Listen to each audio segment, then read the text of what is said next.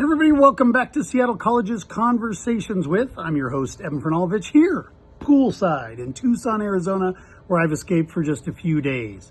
Today's episode I wanted to give an introduction to because it did have technical difficulties at the end. You'll notice that the episode finishes very abruptly. Still, I believe there's some really great information in here about community colleges and about dealing with adversity when trying to get an education. Our guest today from the country of Iraq, Charlie, came here as a refugee, so he did start school as a domestic student, but he still had to deal with a lot of the same kinds of things that many international students do. And he wanted to share his story to be a source of inspiration and a source of hope for other students that may be facing some adversity or challenges in their academic journey. So please enjoy.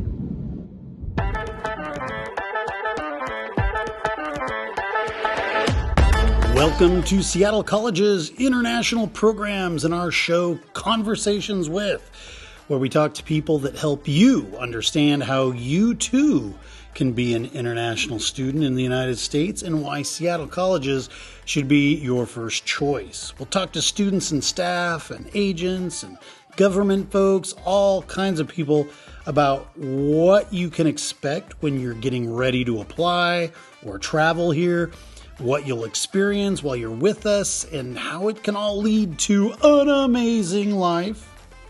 Don't forget to check out the Seattle College's International Programs website at intl.seattlecolleges.edu, where you can find a treasure trove of information about the school, the programs here, and best of all, fill out and submit your application. Again, that's intl.seattlecolleges.edu. Hey everybody, welcome back to Seattle College's Conversations With. We're here at Seattle Central today. I'm very excited because we have a guest from a part of the world we've never interviewed before, but in truth, a domestic student, but with an international background. So how about you introduce yourself, tell everybody who you are, where you're from, and what you studied here at Seattle Central when you were here. Sounds good. My name is Moshé Elias, and I am an Iraqi American. I came here to this college right from high school after spending 1.5 years, not having any expectations of what American college would look like, and having been born in a country where it was war-torn zone at the time. I wanted to be in the medical field, specifically the operating room. I wanted to start out in the surgical technology field. Oh, cool. That was my first quarter, and it was super easy that I wanted to upgrade that by pursuing a pre-med prerequisite. And then I did not handle blood when I took my first cadaver class, and I realized that's a job that's not going to be fit for me. So I switched to political science, also relying on my background having been a previous refugee, child refugee, so that informed my perspective on what I would contribute to the world. And eventually I made my way to University of Washington, UW. Oh, cool.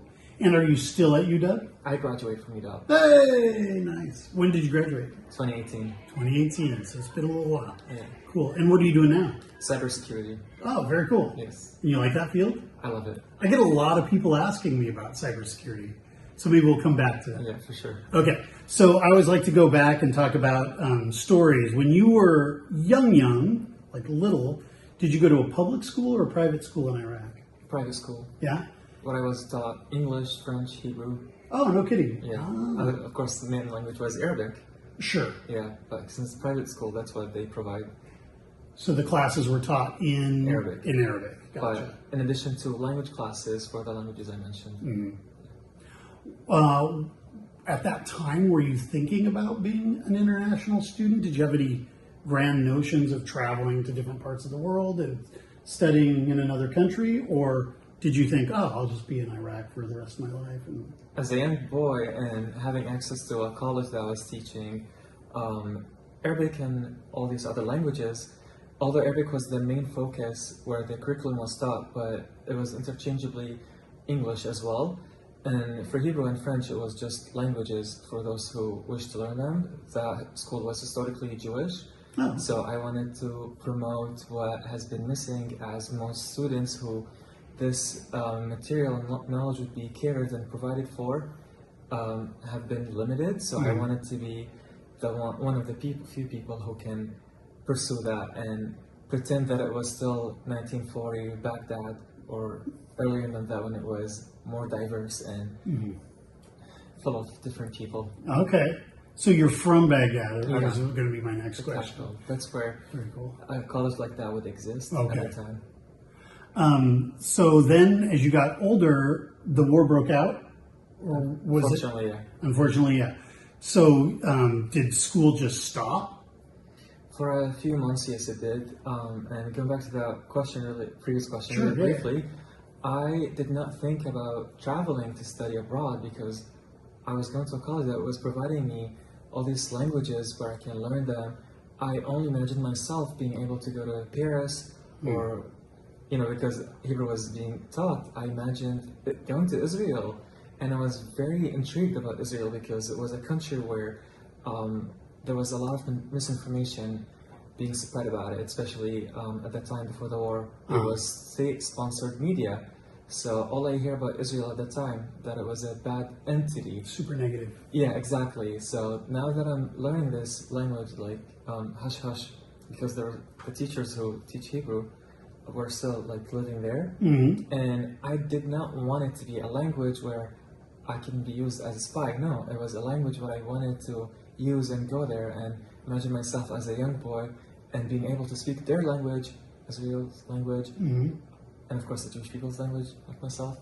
I would be able to interact and break that misconception and break that fear in me when I watch the TV and hear about news regarding IDF soldiers killing children, and I would imagine myself speaking their language and going there, and I would get their sympathy, and actually they would be nice to me. So that was a personal goal. Sure.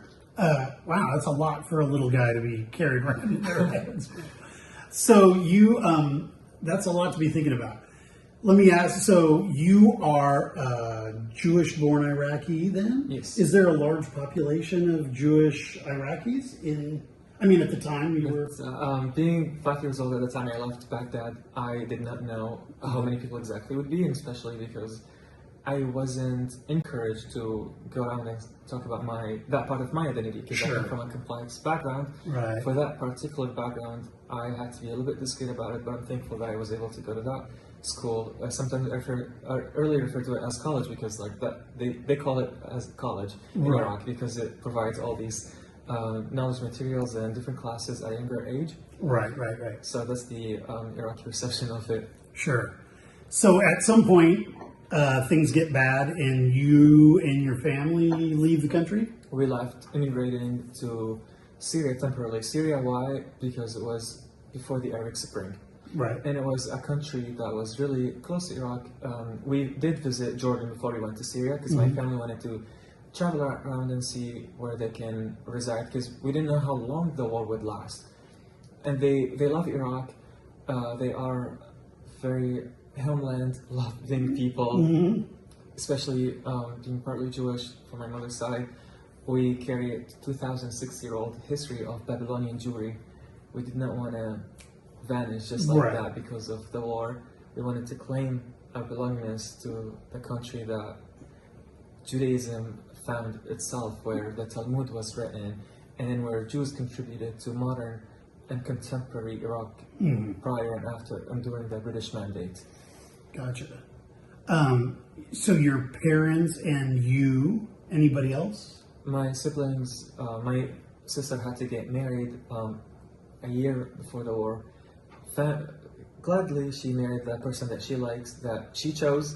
Just because we came from the Middle East doesn't mean that she was forced to marry someone. We did not marry her off. She married the person that she loves, and this person is my nephew's father, my nephew's son, and whom helping to be an international student at this college, which is different than my experience as a domestic one. So we went to Jordan to check things out for a month, and we didn't like it that much.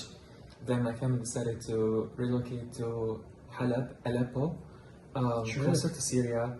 And at the time, as I mentioned, there was no Arabic Spring, but having lived in Iraq and experienced what a war would look like, my parents were smart enough to anticipate a war is going to break out. So they made the decision to go back to Iraq, the northern region, Iraqi Kurdistan, where I spent some time in Suleimania. It's Iraq's most secular capital. I loved it, and I was able to go to a college that was American term for it. A school that was teaching Arabic and Kurdish. Okay. So I had to learn a new language that was Kurdish, and also some Arabic, but mainly it was Kurdish because it was in the Kurdish region. Right. And they call it Arabic high school. They teach throughout middle school and high school. And then when things started to become better after the withdrawal of the U.S. forces, at the time the U.S. was a country that invaded the homeland where I was born at the time. So we thought there's going to be peace. So my family relocated back to Baghdad. In Baghdad, we started to build a new life. For me, it was a totally new place because I left it at a younger age. I was 5 years old. Now I went back to it at the age of 12 or 13. Right. And not being able to communicate with the locals, I came from all these, traveling experiences, Jordan, Syria, Iraqi Kurdistan, sometime in Turkey as well. But because of their work, they were able to relocate to Baghdad to help the locals with enterprises and entrepreneurship, especially as part of the post-war recovery programs. They wanted to help locals rebuild the country with small businesses, giving loans, and just promoting safety through businesses that benefit the locals. Unfortunately, my father was kidnapped by an Iranian-sponsored militia because the organization that he was working for in Iraq was dual Iraqi-American, and it was very known that this benign organization was sponsored by both the United States and the Republic of Iraq, which was in a transition process from Saddam's regime until who followed afterwards, which was not any better than Saddam. So we paid the price for that bad transition because we came back to a country that was left in chaos. I have to share this experience because we thought we were going to be liberated, but we were actually oppressed. Right. Because it provided a lot of access to those who would want to, God forbid, transform Iraq into an Islamic republic, which is something refused by the majority of people, including my family. And eventually after my dad got released, after having paid a ransom, we decided to go to Turkey.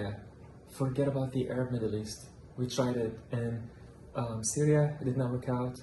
Kurdistan of Iraq was nice because it was dangerous. Yeah, exactly. It was still within the vicinity of Iraq, although it was a semi-autonomous region. But however, just because we came from Baghdad, we were perceived as Arabs. And as an Arab in Kurdistan, I don't have a lot of privileges. Yes, Kurdish people are the minority, but we're talking about a different part that belongs to the Kurdish world, and that is Iraqi Kurdistan, which is a semi-autonomous region. It is the region where Kurds can proudly say we are Kurdish because they are recognized as people and they have their languages all over that region, and as outsiders who are not Kurds, whether we're Christians or Arabs, regardless of our religion, we would just be perceived as Arabs, and that provided us with minimal resources and access to the system. Okay, so you end up in Turkey. Yes. How long were you in Turkey? I would say for 7 years. That's quite a while. Yeah. And then at some point you decided, or your family decided, to go to the U.S.? Yeah. So explain that process maybe. Yeah, so right after releasing my dad, which was soon enough after we moved to post-war Baghdad, which was not in the state of recovery yet. It was going towards the recovery, but unfortunately democracy cannot be supplied within a night. And just because the US left it, it doesn't mean, oh my gosh, go back to the old. We don't want to go back to the status quo that was existing previously, but at the same time, it was handed to the hands of barbarians and militias, hence one of which my dad was kidnapped by. And we just thought Turkey was the ultimate choice. So we moved to Turkey, not having the intention of applying for asylum or anything. We just wanted to live there, and for my dad to transform his business and just creating some type of support mechanism for us, through which we were granted citizenship, not citizenship, I'm sorry, some residency. But then when my dad's work was not sustained because he wanted to make work between Turkey and Iraq, still the not patriotic person who cares about the country that he was born in, he wanted to benefit the Iraqis by having his office in Turkey and working from there. But we were dealing with a recovering country. It was so hard. We did not have resources, and post-war officials, they were not on our side. It was mostly Shia Muslim bias, and that does not represent who we are. My dad is a Sunni Muslim, and of course he would be associated to have cooperated with the previous regime. Although he was wearing glasses, he did not serve in the army, but this wouldn't take into account, oh, you're Sunni, so you must be Saddam's companionship. Sure. But he wasn't. So we went to Turkey, where this country, region, part of the Middle East, is the one that I can speak most positively about, because I went there fleeing war, violence, and discrimination. I went there when I was able to just be enrolled in middle school and make my way through high school, where I stayed until my senior year without wanting to graduate high school there, only because I wanted to graduate in the US after my parents applied for asylum. I wanted to be an easy transition for me once I come to this country, the new home for me. Right. I wanted to be informative type of decision by taking advantage of the privilege of going to American high school at the age that I was eligible for. Right. And thankfully that was the case. So were you, when you found out you'd be coming to the U.S. after you were granted asylum, were you nervous about coming to the U.S.? Yes, in the beginning, realizing that we lost our villa, we lost my access to the private school that I was going to growing up, and Everything was changing. yeah, pre-war Baghdad, I realized I don't know what I'm signing up for. My family has to start from zero. They were more excited about it than me, but for me, I'm seeing their situation and being separated from my older siblings, one of whom was married at the time, my sister. I just thought, this country created that chaos for us. Why are we going there? And we were granted asylum in the state of Tennessee, particularly the city of Knoxville, not even Nashville.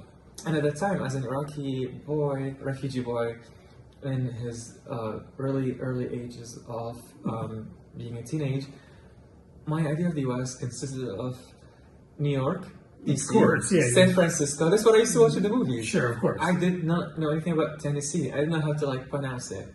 Yeah, and then when I did some research, I was like, this is not even the capital or the major city. This is not Memphis or Nashville. Why in Knoxville? What's there? So I took it up on me to do something about this. At the age of 12 years old, I contacted the United Nations and the Catholic Migration Organization that sponsored refugees who were based in Turkey to bring them to the US. And I told them, please do not use my family to diversify the American South. Because I realized there is not much diversity in that part of the US, and it may not be an easy transition for us. So you made this request during the time We were in Turkey. where they were applying. Yes. Gotcha. But in the end, they sent you to Tennessee anyway. They did not, because they did. that email was actually taken into consideration. Oh, okay. Yeah, my family did not want to mess up with the process. They were like, let's just be gracious. Our goal is to make you go to college, continue going to school in the US, because despite the war, I was able to go to school. Not just able, I challenged myself to go to school in a time when there was a lot of bloodshed and chaos going on. I remember one time I was in the elementary school, and all of a sudden, it was not a fight drill or anything. It was a real experience where we had to hide under our desks, tables, just because there was an explosion nearby that shattered some glass. The windows were all shattered everywhere, and it was just a time where I just wanted to pursue my education, and regardless where my parents would end up going, I did not want to have to be forced to repeat any school or term. But thankfully I was safe enough to leave it, despite having escaped a kidnap attempt. I don't want to talk about that right now, but I'm thankful that I was able to leave war-torn Iraq at the time when a lot of people were not able to do so. Sure. And thank you for Turkey and eventually my home country right now with the US for that. Sure. So you ended up, instead of going to Tennessee, you guys ended up in Seattle. Yes. Why Seattle? Because at the time I mentioned knowing DC, New York, San Francisco. So while we were living in Turkey, I met an Iraqi family. They were my family's friends, and they were like similar situation. Iraqi refugee family came from Baghdad as well, and they became our neighbors. And not just our neighbors, but we were friends, and we were cooking together sometimes, and like go out and appreciate the beauty of the country of Turkey.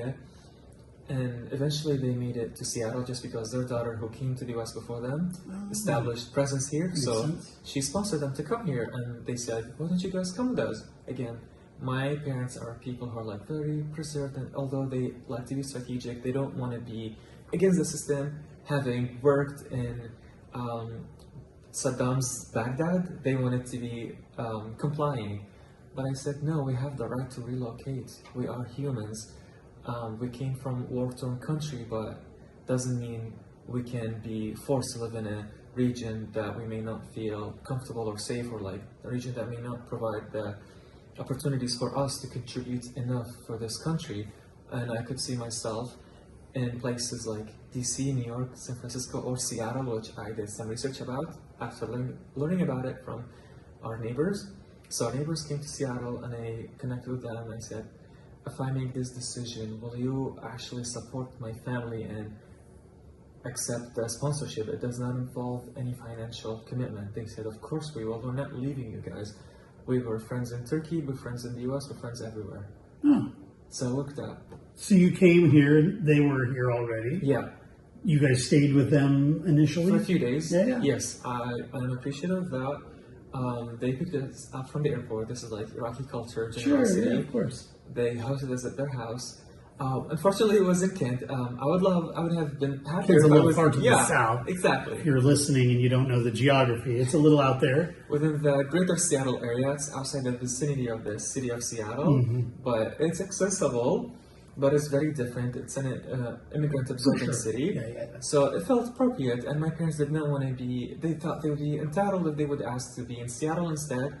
So like, okay, fine, let's just do a compromise. I was like, okay, fine, I compromise your guys' choice by bringing you to Seattle instead of Tennessee, and that had a cost. We had to wait for like 7 more months in Turkey. This is why in order to... for the process, for them to do that transition. Sure. And for me, I suffer because I was going to be done with high school then, but I did not want to. I told you the reason why. I wanted to come here and build my way through to American college, because this is the country where I spend the rest of my life in. I'm committed to be a citizen of this country, and I want it to be easy for me to learn, work, and work depends on what I learn. Because I'm one of those proponents who think that education will lead to a really good career. And this is why I chose Seattle Central, eventually UW. So I wanted that to start with the high school. Okay. So, that's a long story. It just gets you high school. Okay, so you come to the United States. I'm going to make the high school experience brief because we're already at 20 minutes. And I want to talk about, so when you got here, you were a senior. You started as a senior. Yeah.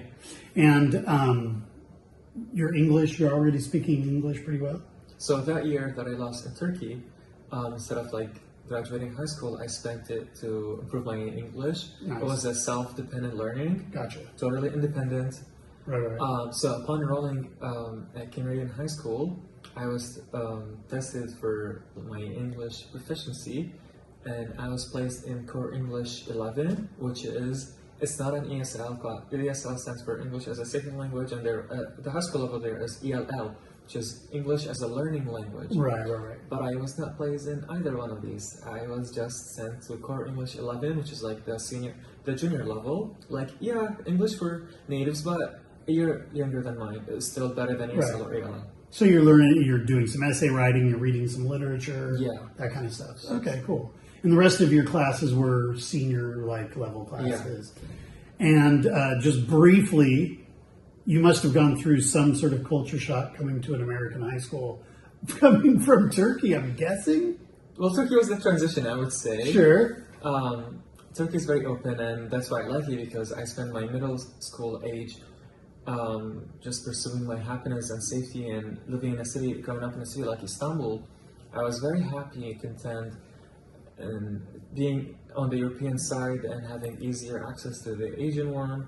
It was diverse enough. Right. My cultural shock in the US was it can be very interesting for a lot of people. Mm-hmm. It was actually the lack of tolerance, acceptance at that particular high school, because it was catered for a lot of immigrant students who were not equipped enough to catch up with the mainstream American culture. Sure. So I imagined myself to be openly gay, to be myself, to be who I am, with no question asked. But instead of that, it was the total opposite experience. So the animosity started. So people weren't just accepting and saying, "Oh, welcome, we're so tolerant of everybody." Yeah, it was homophobic. Mm-hmm. For which I decided to pick Seattle Central. So Seattle Central, obviously Central Seattle, the center of Seattle, and I had to commute all the way from Kent to come here instead of going to... That's a big drive. Yeah, like at least 30 minutes driving. Good luck if you find parking with that. And I had the opportunity to go to either Green River College or Highline Community College. Both were community colleges at that time, even South Central. But I just realized it may not be a wise choice for me to go to college with my high school bullies. Those who were living in Kent would go to either Highline or Green River. And I just did not want to continue the transition. I wanted something that is totally new and start that page, the American education experience in a proper place. Right. So Seattle Central was my choice. So did you actually graduate from the high school there, did. or did you leave early? No, I made it to high school. Okay. So you graduated with your high school diploma, Yeah. and then you came to Seattle Central. Awesome. You started as a domestic student, so if you're an international student, your route is going to be a little different. But you did come, and did they have people that advised you when you got here? Did they have counselors or advisors that help you kind of create an educational plan? Or did you already pretty much know what you were doing and kind of worked on your own? How did you get your start? I would say it was a combination of both, because as a domestic student, I was already familiarized with the system, but of course I attribute a lot of the recommendations to the advisors I was working with, the domestic student section. Right. And I don't think it would be any different than the international student one, because these people are really committed towards the success of students, and I was able to communicate my goals, visions, thoughts clearly, and it was personal for me to do the research. I already know the language, and it was just a matter of Google search to the college and to know what the college offers. So when I met with my advisors, I was already set on what I wanted to do. Right. I just needed the validation. And that's really a great thing for him to say, because even if you're an international student, doing that kind of research before you sit down with someone or whatever is super helpful. Yeah. Helps you get a good idea of where you're headed and what you're doing. So. Right. And if you're an international student, you may have to go through, well, you will definitely have to go through a visa interview. So the more information you have through this level of research will help you when you go in for your visa interview. Won't guarantee anything, but it does help for sure. Yeah, it's good to show that you're familiarized with what the school has to offer, Right. and make a connection with what you're willing to do. So these are the resources for you to utilize and build that plan. And of course, you have a lot of advisors who will walk you through the process and just give you the validation where needed and applicable. Right. But so you graduated from the high school there. You had the option. You could have just gone to the University of Washington, or you could have gone to Seattle University. They're just up the street here in Capitol Hill. Why did you choose a community college? Yeah, this is a great question, because having just spent 1 year and a half at an American high school, and also the fact that I lost almost a year when we were waiting for our asylum case to be accepted, and I was just working on my English, so I thought, let me work with this English that I gathered so far to just make it through community college and take advantage of the smaller classes. And I just did not feel confident enough to throw myself in a 4-year American college where I just came, from high school after spending less than 2 years. Sure. Especially because during that high school time, I was dealing with some personal issues about expectations. I thought it was going to be a very welcoming, nice college. There was lack of tolerance, lack of cohesion, just because a lot of people were brought up, but then there was no plan for them to integrate, to accept one another. Just because we come from a similar region, I'm talking about Middle Eastern students, that doesn't mean our experiences are universal. Very different. I was oppressed by people from my own, and I lacked enough support, but at least I was able to learn about my rights by going to the focus center whenever something wrong has happened, where I would report anything that would be, threatening my safety or comfort, and preventing me from, continuing education in a peaceful way. Right. And I just want to clarify, if you're out there listening, when he says college, the word college and university in the United States basically means anything after you've graduated high school. But sometimes you're saying college more towards high school, it seems like. Oh, that was just the private school in Baghdad. It's called. Right. So I just want to be clear, sometimes we Americans will use the word college or university only to mean anything after high school. Whereas in a lot of the rest of the world, they'll use college, like in French West Africa, they'll say, oh, I go to the collège, which really just means they're in high school or high school level work, that kind of stuff. So it's a little confusing. Same thing in Turkey. Right. But then you came to Seattle Colleges, which is, by the way, university work. Tell us about the classes you took here. What were some of the first classes you did, and what were they like? So before that, I was tested for English and math proficiency. That was cool. the entry exam. Yeah. I forget the name of that exam. We usually just call them math proficiency. Yeah, exactly. Yes. So I passed that, and I was placed in English 101. Cool. So I took that class, and of course I took sociology because I wanted to inform myself about human interactions. Sure. And to make it an easy transition for me by being different. So just because the high school experience was not as productive as I hoped for it to be, I wanted to prepare myself by utilizing this resource just to make it through with a tough skin. Very good. And I don't want to beat around the bush too much, are we talking about being a part of the LGBTQ community? Yeah, and Jewish also, and finding myself as a transactional, cross-sectional member of the, Middle Eastern refugee community. Right.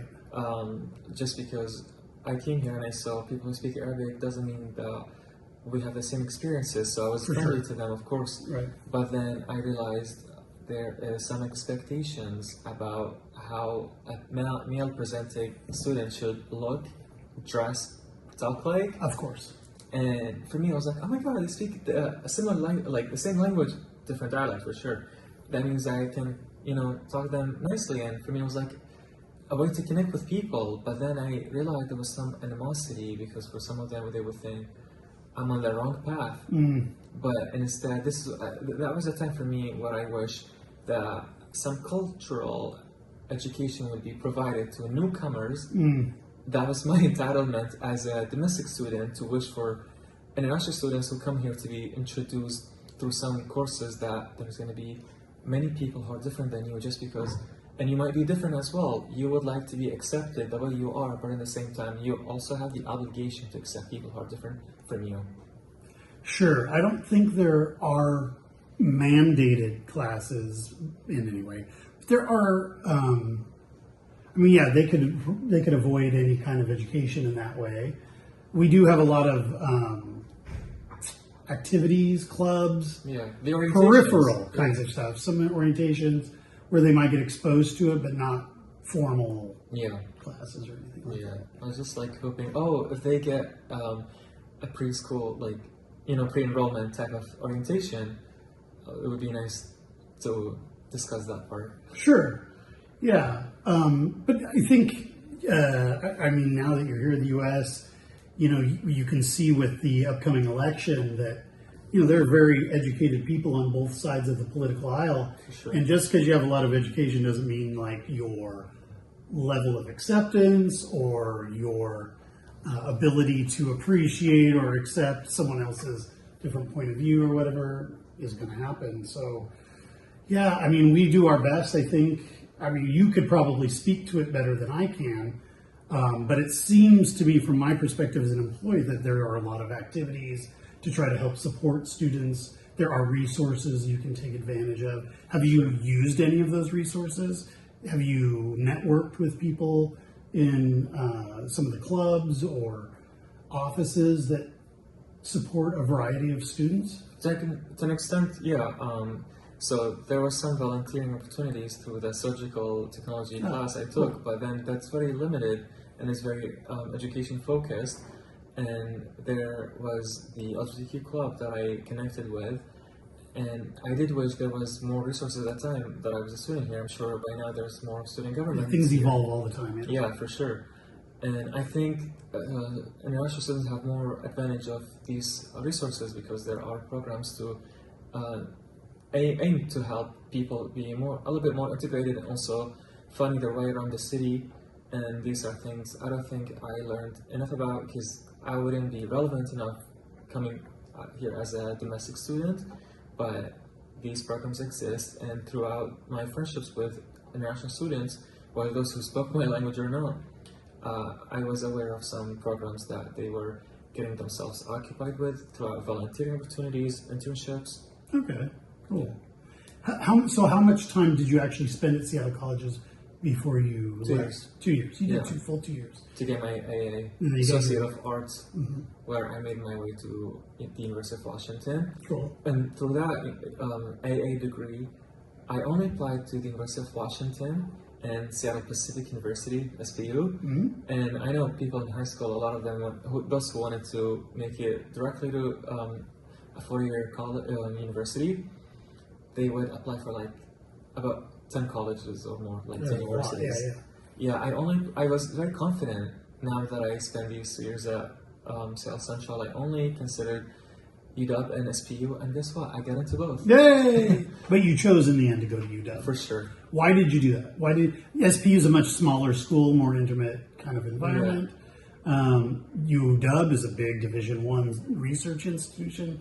How did you weigh that? How did you decide? First, my major, I wanted to be pursuing bachelor's in political science, specifically the international security path. Right. And that would be accommodated there. And also, I was able to double major with Jewish studies. Why? Because I wanted to take certain classes that count for both majors to maximize my learning opportunities and exposure. And this is something that would not be offered at SPU. Sure. And also, I wanted to be comfortable with who I am and finding people who are similar, just having access to an institution where people like me can have access to, whether it was the LGBTQ club or the Jewish student organization that is Hillel at the University of Washington. And these are things I would not have access to at a Christian Methodist school like Seattle Pacific or Seattle U. So UW would be an ultimate choice for me. Cool. All right. Well, good. And then you graduate. What do you do immediately after graduation? I traveled. So as a Seattle Central student, I studied abroad in Florence. You did? Yeah, Florence, Italy. That's for one cool. semester. And that's available to international students, by the way. Yeah, and also there was an institutional scholarship that I was eligible to receive. My first, I'm not sure if this will be available for national students, but my first year at Seattle Central, I was granted $3,000 in 2014, which was a lot of money back then. Yeah. And I remember being honored with my name pronounced at the Broadway Hall, which is a beautiful hall. I having grown up in Istanbul, the European side of it, I appreciate European architecture. So for me to be honored there, that was a great moment. And at that time, I wasn't even a citizen. I was just a permanent student, but I wouldn't call myself a refugee anymore because after I came to the US and studying at this college as a domestic student, I'm not a refugee because I had a lot of privileges. but I still wanted to give appreciation to the homeland where I was born. So I carried the Iraqi flag, and that was accommodated Nice. because this college celebrates diversity, and I was accepted. People took pictures of me. The photographer that was hired for the event at the venue came and took my pictures and sent them to me. Afterwards, I felt celebrated. I felt Cool. loved. That's awesome. Yeah. Your family is here and working. Did they come to your graduation? And Oh yeah, they did. My Of mom and course. dad, of course they did, because I came here as a teenager. nice. I was with the company of my mom and dad to Cool. go to the US, Right. and then I took myself to, just like how I brought them to Seattle instead of Tennessee, Yeah. specifically Knoxville. I went to high school, graduated, and made myself, I made it to Seattle Central before making it all the way to UW. Cool. Well, this is a great story, especially illustrating the pathway that you can take as an international student. But maybe you're a domestic student listening to this show and you are interested maybe in what a community college has to offer. So you did 2 years, transferred, did 2 years, got a bachelor's degree. Would you say, as a domestic student, did you save money by coming to a community college first? Oh yeah, for sure. Oh, okay. Yeah, I had access to some scholarships. Oh, Yeah, institutional scholarships. In addition to that, there was the Pride Foundation / GSBA, Greater Seattle Business Association I scholarship didn't know that. Yeah. that awarded me, I think, more than $6,000 on the first Oh year. my gosh, that's great. Yeah, and then when I made it teed up, I was granted $10,000 for the first year. So there are resources. If you start your way at Sales Central, you'll make it through Sales Central, and eventually, when you're a transferring student, there are resources for you. So start your way at Sales Central and build it through, because there are scholarships that you might be eligible for. And I remember having received a scholarship among other students who were actually internationals. Yeah. Although they were like the minority, but it's available. You will not be discriminated against just because you're an international student. And of course, it's up to the jurisdiction of certain scholarship providers.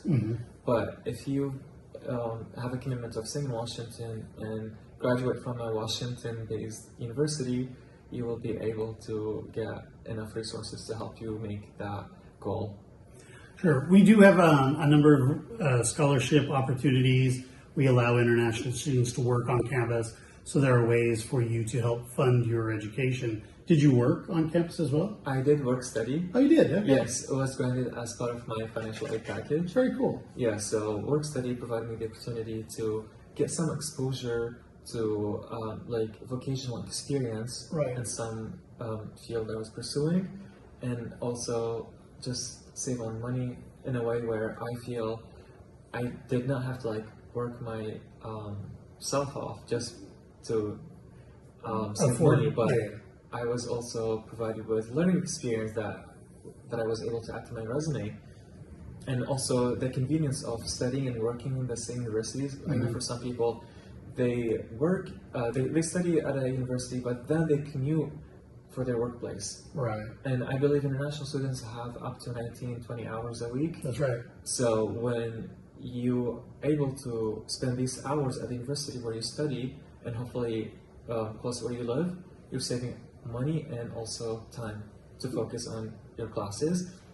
And I want to go back to your previous question about what I did after graduating. Sure, from yeah. UW. I received another scholarship to study Yiddish. Oh. It's a language for Yes. European Jews, and it's a language that, as a language, provided me with a key and a bridge. A key to access resources to learn about this heritage, and at the same time to build a bridge. By being able to speak the language, you're able to connect people together, and through Yiddish culture, portrayed in literature, movies, and other resources, written and digitized, because we're talking about the 1920s, 1930s, 40s. That Evil Institute in New York, I was privileged to study at. It was right after I graduated from University of Washington, and then I received an invitation to do some internship at the American Jewish community in Jerusalem, Israel, and I was able to relate to that experience because on some classes I took at South Central, the political science prerequisites allowed me to just travel to Jerusalem for the first time. So you did do go? the internship. I did. I did. And luckily for me, it was 2 months right before. Actually, when I ended my internship, by ended I mean that was the termination of my term for that particular internship. I had 10 days to spend between Israel and France. Why France? Because I got into Sciences Po. It's the political school, the elite political school of Paris, where I pursued a master's in human rights, humanitarian action, with concentrations in diplomacy and the Middle East, because that's where I believe diplomacy is needed the most. No.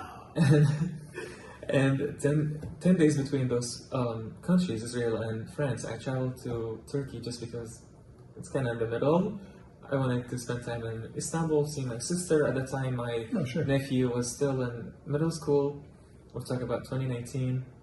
And then after graduating from the French school, I came back to Seattle, worked for Amazon for 3 months, and then I traveled back to Israel to work in Haifa to use my language, my linguistic skills in Hebrew and Arabic to bring people together by teaching women English. I was the one, out of all American students, I was the only one who was teaching adult women, because I was able to communicate with them in Arabic and Hebrew.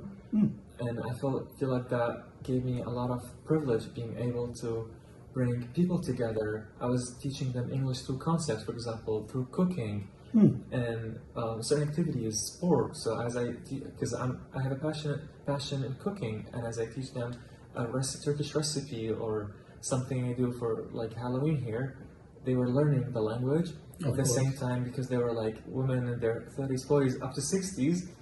I had a funny concept of teaching them English through gossip. Basically, we talk about the neighborhood, about what's going on, and they bonded a lot, and it was a fun experience. Yeah, it sounds cool. How long did you do that for?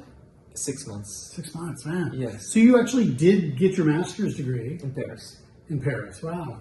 So you have a lot of education behind you. You are now in Seattle. What are you doing for work in Seattle? You said cybersecurity. Yes. So who do you work for? Amazon. Ah, you still work for Amazon. Yeah, and the good thing is that before getting into cybersecurity and after coming back from Israel, I got into UX design, user experience design. Having all these social science backgrounds, I wanted to bring that aspect into the technical design. Cool. Because a lot of designers, when they design things, it should not be based on what they think will work better. There's a lot of research involved, a lot of comparative analysis and competitive analysis that have to be conducted. So, and relying on my diplomacy and negotiation skills, I can relate to people. When I empathize with people's needs, I know my way in terms of how to understand users' needs. It all starts with the human level. That compassion, that understanding establishes great productive work. And do you use the UX background at Amazon, or are you strictly doing cybersecurity? I was using it at Amazon, but then as an Amazon employee, I have access to some educational opportunities, including cybersecurity. So I would like to talk about this book. It's very important. Sure. Conversations With is painstakingly crafted for you by the Seattle College's International Programs Department and supported by the lovely folks here on our campus. This show is produced and edited by me, Evan Franulovich. We welcome your emails and questions about coming to Seattle Colleges. Please reach out to us via our website, or just give us a rating and a review on Apple Podcasts, as this helps others discover the show. Also, don't forget to follow us on Instagram, Facebook, TikTok, or YouTube at Seattle Colleges INTL. That's Seattle Colleges INTL. And be sure to check out all of the shows here on Conversations With. Thanks for listening, and we'll see you next week.